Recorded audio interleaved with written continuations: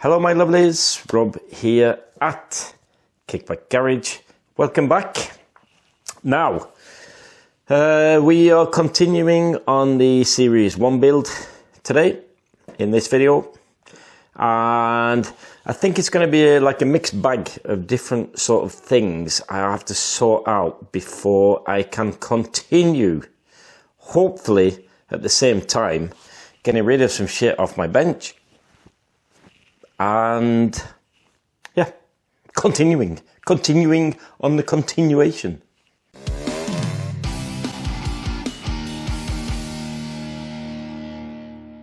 So I have stuck your face in my gearbox, and the reason why I've done that is, first off, what I've done in here is I have, because these studs were loose when I took this engine apart, as you can see, it's in beautiful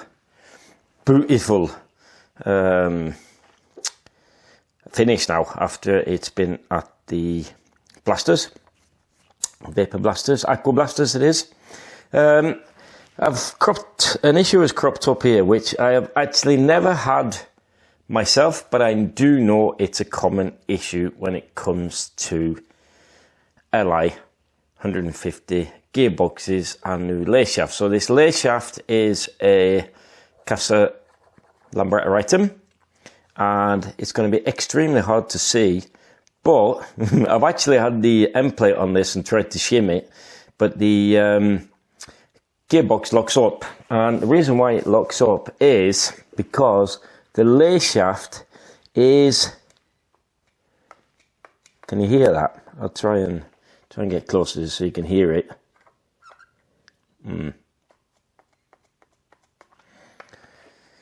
The lay shaft sits proud of the gear. It's such a tiny amount, it's a bit annoying, to be honest.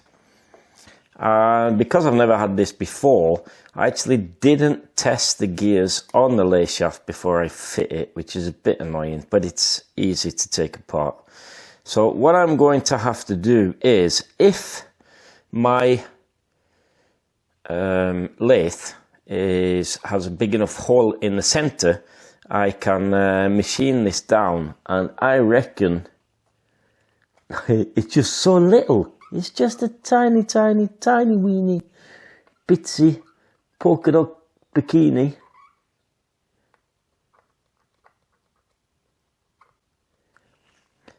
As a guess, I'd say it was like 0.2 of a millimeter out. And ideally, this lay shaft, the leading edge of the lay shaft here should sit about 0.3 under the gear itself. Obviously, don't want to take the piss. And if I can't fit it in, my lathe, I'm just going to take the angle grinder to it.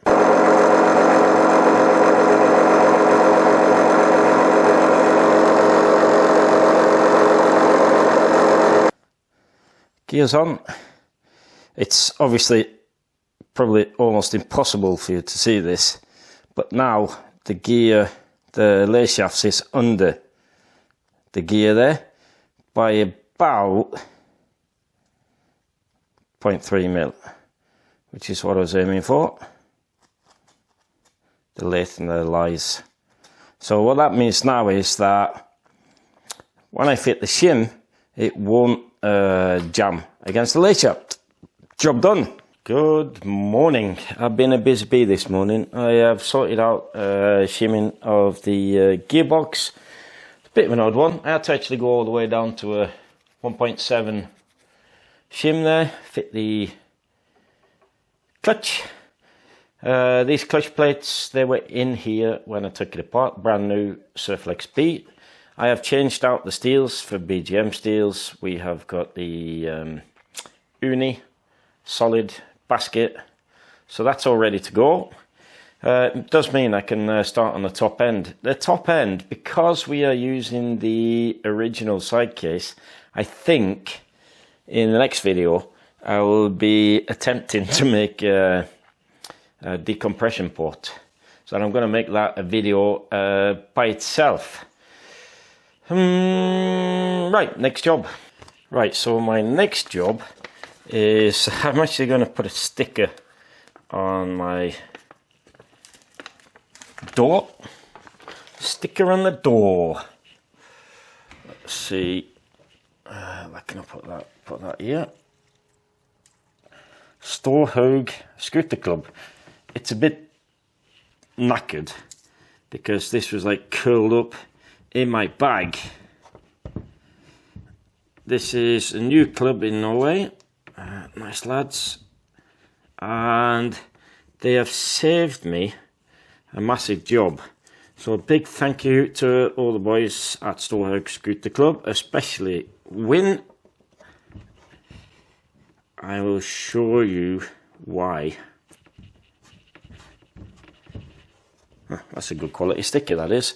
There's like a really odd surface on this door here. And a lot of stickers just sort of peel off.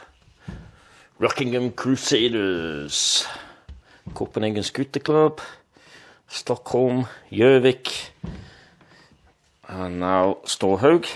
The reason for that is this, I'll show you. Before, let's have a look here, just let me set that damn tripod up. Right, before I went to the scooter rally in Bergen, I sorted out new rods and springs and stuff. Just have a look at those. Let me just point you down there. Can you see those rods?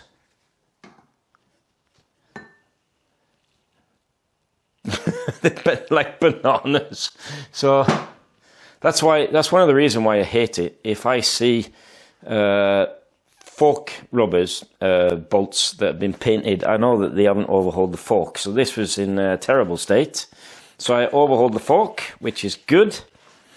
But while I was overhauling the fork, I noticed that the bearings haven't been tightened correctly. The fork is loose.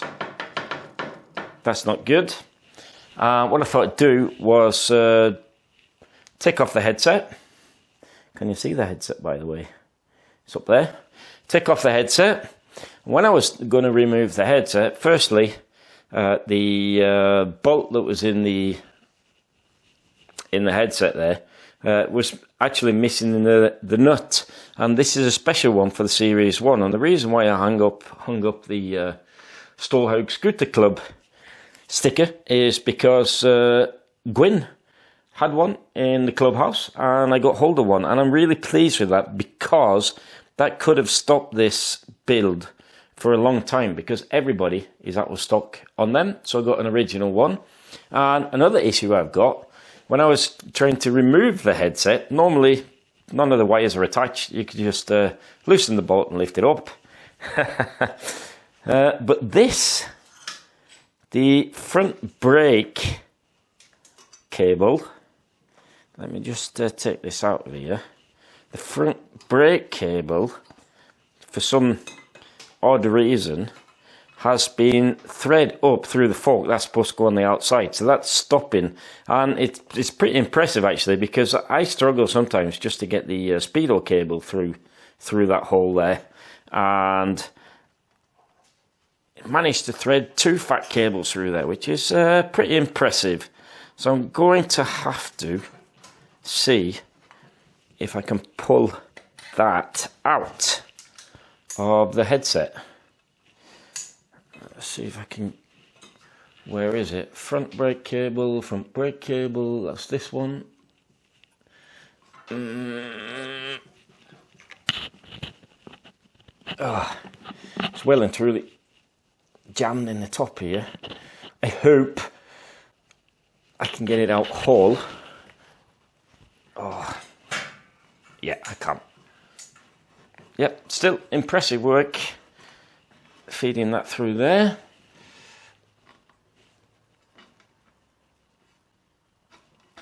There we go, that's it. I managed to release it, so that's good. So I'll just let that dingle. Because what I want to do, actually, I want to the plan of attack here is to take off the headset if I can, and now I should be able to. Yes, I can.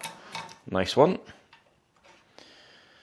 And one shitty thing about Series 1s is this. I think I'm going to have to do some wobbly cam. The shitty thing about Series 1s is they don't have the groove for the retaining plate that goes between the top of the headset and the tightener, for better words. What I did on my Series 1 is took off the fork and I filed a groove in there. I don't think I can be arsed doing that on this one. I used quite a bit of time on that. And I haven't got one of those plates that go in between to stop it from loosening. So what I'm going to do is take off this top retaining ring and tighten this bottom one down as it should be tightened, so it's not wobbling around. And I'm going to apply a bunch of Loctite to it. That normally does the job, actually. But because I was fitting a big powerful engine in my Series 1, I can't seem to get you back on. Clip in there, there you go. Yeah, so I have to get my tools and I have to give that, loosen this one and give that a tighten down and a bit of Loctite. Motorcycle out the way so I can just put you here, I suppose, and do some action shots of Rob wrenching. I hope I can get that off. Another thing I've decided to do is fit a new stand. So the reason why I really want to sort out this front end here, get this tightened down properly, so that I can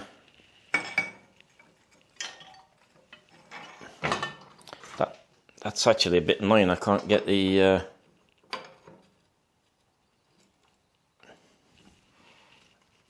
that's loose. That'll do it. That'll explain it. Ugh. I wouldn't say it was annoyance, but I was assured by the owner that it was just a case of overhauling the motor and just throwing this together. So I wasn't expecting to have to do a complete full rebuild. We're also missing the screw that holds the chrome ring. I think I have one. I think I've got one lying around. I'm going to have a route around and see if I can find that.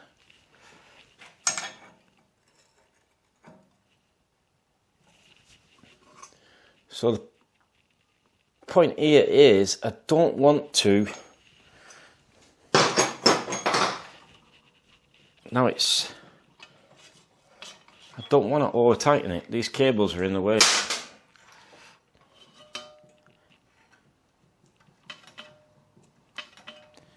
Bollocks, that's notchy as fuck.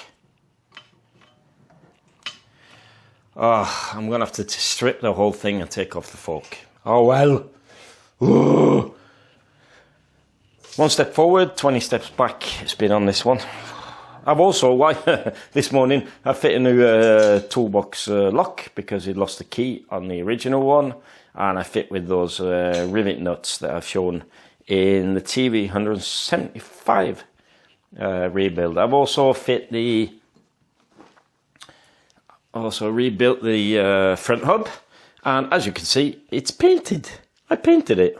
And that actually turned out pretty good, which is great. So that plan went straight down the drain. That was a proper bummer. I am on wobbly cam. And what has happened is, because this is Series 1, doesn't have that retaining plate. So to stop the fork from loosening, it's quite hard to see.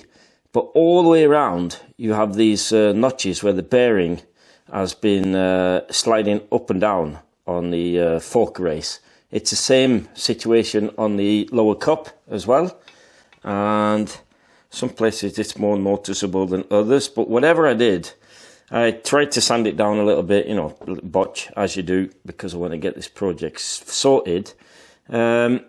fit new bearings, greased them up, put it back together, but it was still notchy. I just couldn't get rid of it. So what I had to do is order a new bearing kit from Scoot Centre, and what it sets me back a week, that does, which is a bit annoying. I would love to tidy up some of this.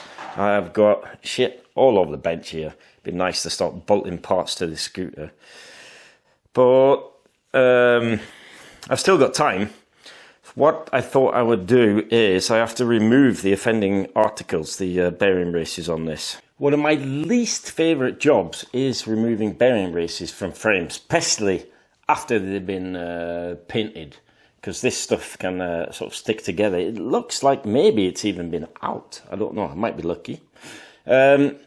Normally what I do, or what I've done in the past many years, is I've got this rod. This rod is actually the safety rod for my bench, and I have welded offset, as you can see there, welded a cone on the top. This gets bashed about a bit, and you have to put the old angle grinder to it to get the edge, because it's quite hard to get all the edge on the bottom of the bottom bearing race. But I saw an article on Facebook from Jason Frost, who runs Absolutely Scooters, and he mentioned the fact that MB was selling correct size bearing race pullers or holders. These, I bought one. I haven't tried it yet. I bought it 5-6 months ago or something like that. And what I thought I'd do is give this a go. And apparently all I have to do is, because the edge on here as well, on the bearing cups, they can be chamfered, which is a bit of a pain. So while you're trying to knock it out with the rod, it slips all the time. Apparently this does the job. So I'm going to ease that up, find the edge, and then we're going to open this out, obviously evenly. And apparently, just put that, so see if I can wiggle it about a bit. This is two-sided, so I'm not sure what bearing you can pull there. Is he so clever that that is the bearing for the top? Could be, bearing race. Would be nice. Mr. Mark thinks of loads of stuff. Right, and because this is painted, I really don't fancy heating it up. So if I'm going to have a chance of it seems like it's jammed on the top there.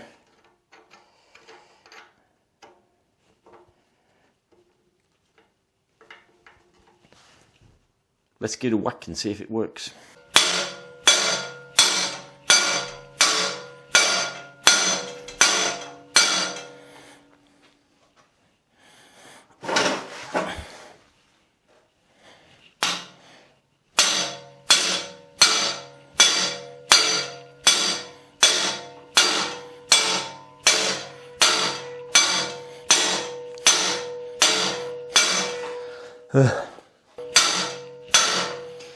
I thought this was going to be easy.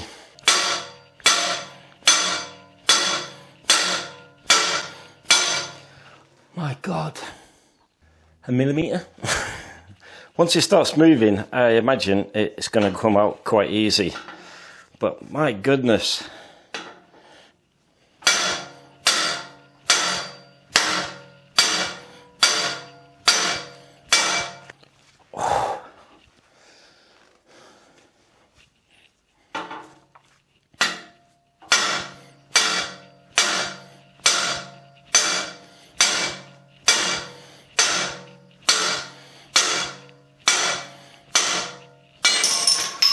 Woohoo! Hallelujah! Hallelujah! Right, let's have a look at the offending item. Oh.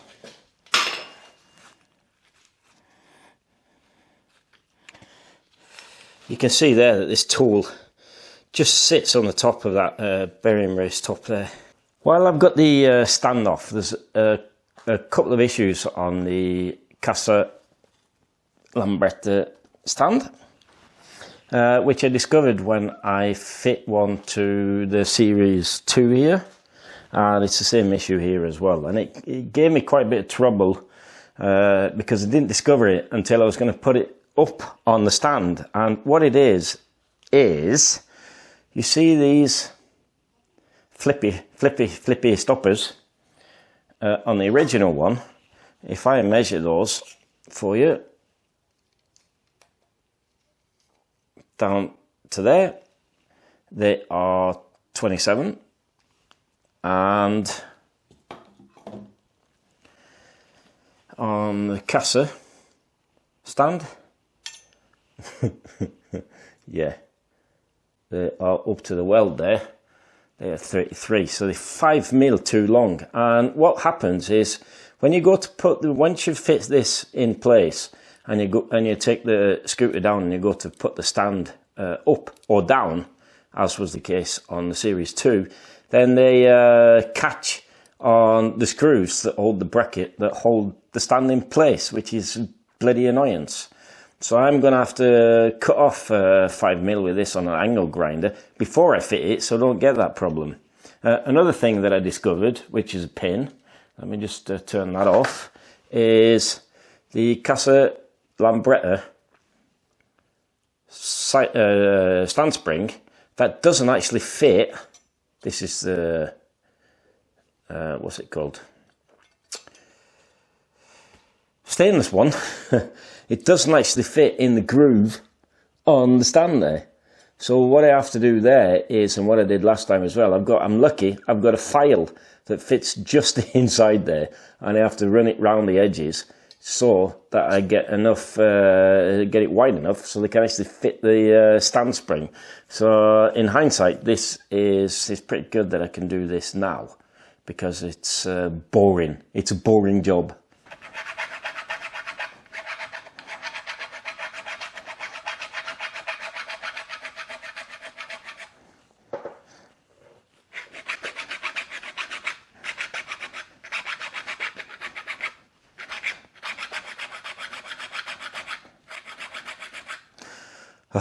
Forcing reproduction parts to fit.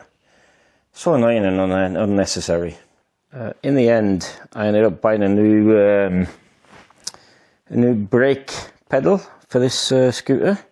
And if you saw the first video of this, there is no, because this is an early Series 1, not a frame breather by the way, but an early Series 1 non-frame breather, it does not have a light switch. So I think I ended up buying this because the other one looks so shabby, and the fact that it's got the platform so that we can fit a light switch here. My challenge now is, I've sort of measured it on this side because it's easy to get to with a drill, but my challenge is height. Because on the original frame, they've sort of got a slotted hole there. So hopefully, when I drill this, the light switch should be able to fit. I also, if you remember on the Series 2 rebuild, I had to cut off a little section of that little plate on the bottom of the light switch, so that because that was catching on the brake pedal. So what I've also done is lined it up in the middle here, so that I don't have to cut the light switch to modify it. We will see. Time to drill. This is actually a little bit nerve-wracking because I've centre punched it, obviously. A little bit nerve-wracking because it's not easy elongating a 4mm hole. So hopefully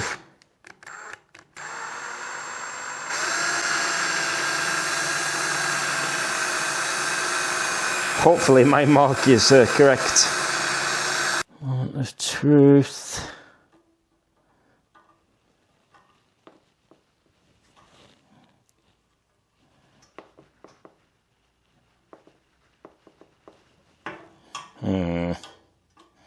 They're a bit splayed out, these, by nature. I'm going to have to bend that a little bit. Oh, you little bugger. Will it fit?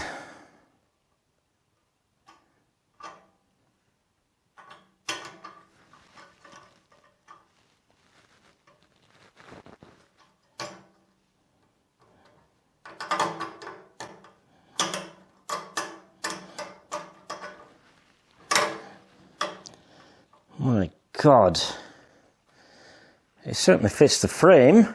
That's not bad. Right, let's test with the miles out. I've been at this thing now for 8 hours today, and I've not really got much to show. I knew it was going to be a 1 step forward, 2 step back kind of day, but I think I've ended up with 1 step forward, 10 steps back. So taken the headset cup out of the frame so I can't fit the fork. What I have done though is managed to, I had to, obviously, typical, I did have to elongate those holes. I just did it by using the side of a drill, so I used like an hour to do that. Loosely fit the new brake pedal, and now, nice, that works, so that's good. Obviously I need to put that little flippy flap on the bottom there, but normally I just fit them like this, and then I wind the spring round, flick the spring on the bottom once I have threaded through the leg shields, but that can just sit there for now. The very annoying with the stand, that's what I've used most time on. I managed to straighten the splash plate a bit, so it doesn't look, kind of angle it in there somehow, there you go. So it doesn't look too bad. What happened? Yeah, I mounted up the stand, which is a bit of a ball ache to start off with. And I hadn't filed the groove big enough, or deep enough, or wide enough, something. So when I went to flip the stand up, the bloody spring fell off. So then I had to take off the stand, do it all again, file the groove, and then refit it, which is really loads of fun. And on a Series 1-2, yeah, it's a proper pain in the ass. That's life. Another thing I thought I'd do, I was like, okay, that's fine, I'll wait for the parts to come, and I'll get that fork sorted.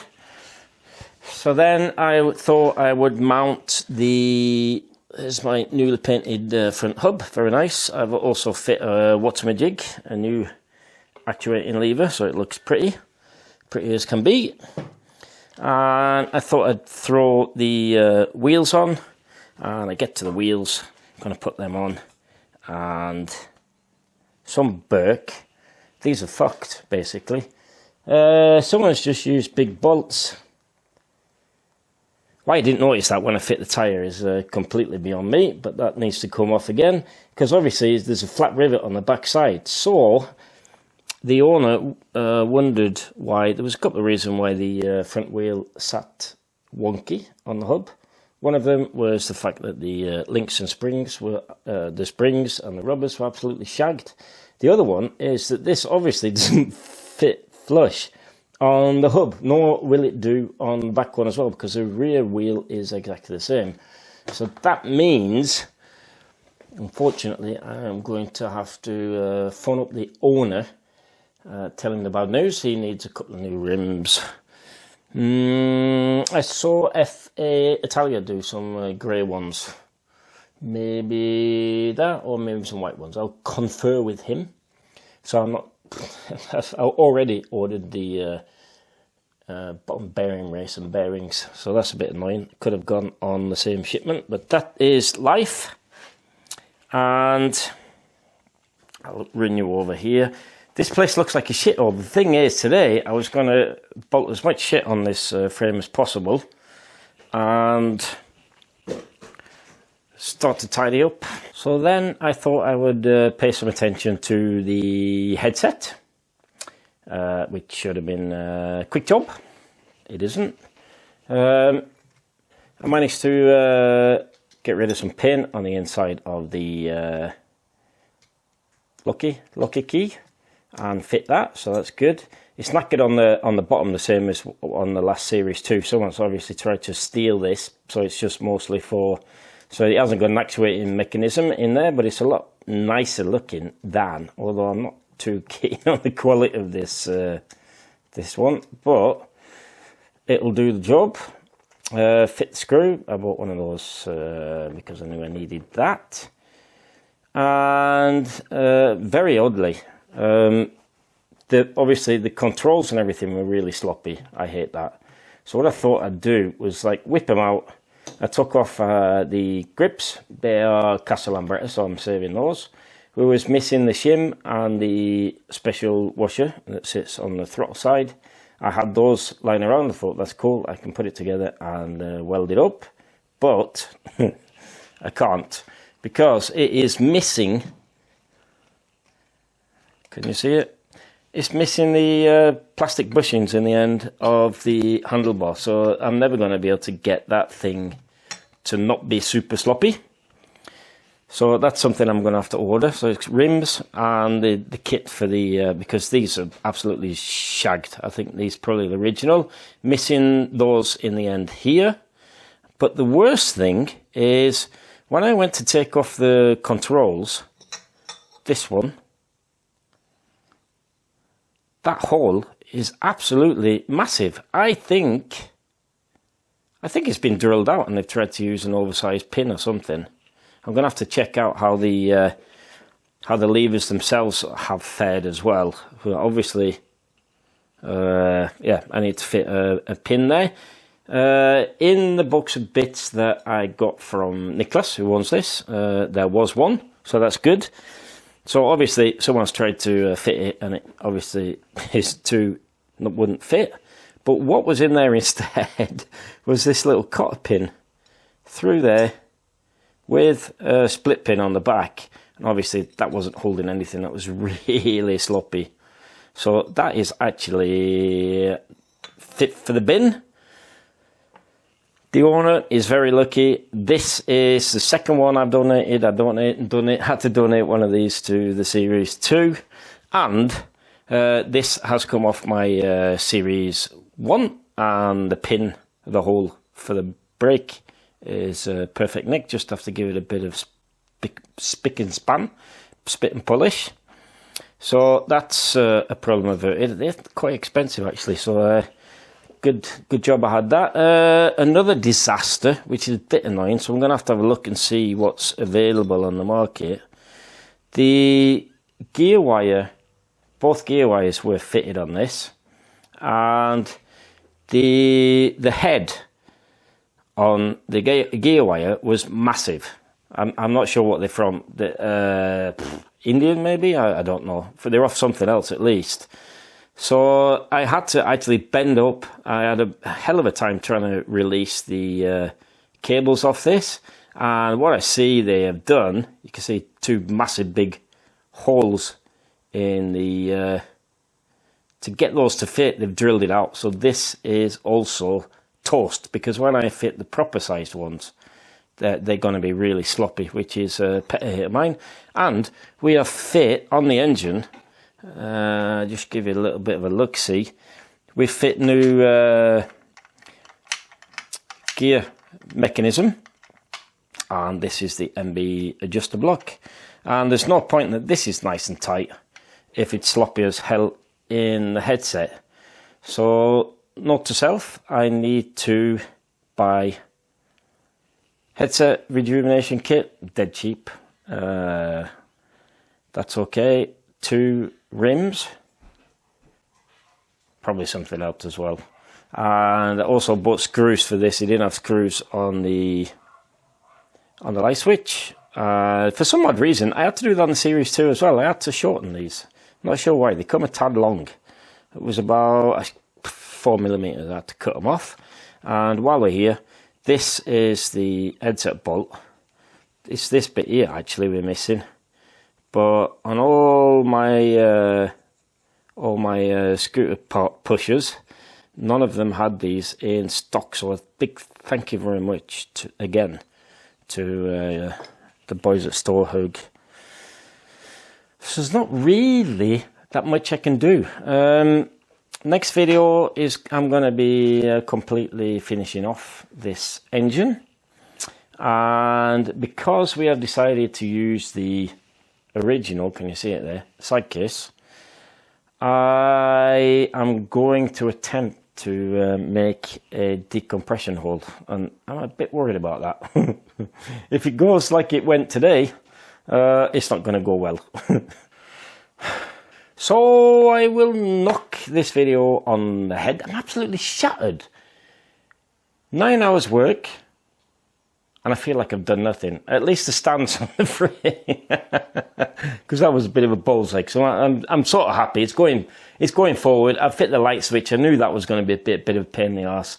I fit the rear brake pedal, and now I have to phone Nicholas and tell him the bad news. Hopefully, if I order those today, I'll get those next week, and I should be finished with the engine, and suddenly, hopefully, we're going to have something that resembles a scooter. If you like this kind of stuff, don't forget, give me your thumbs up, do your subscribe, comment down below, and I'll see you all in the next one. Ta-ra!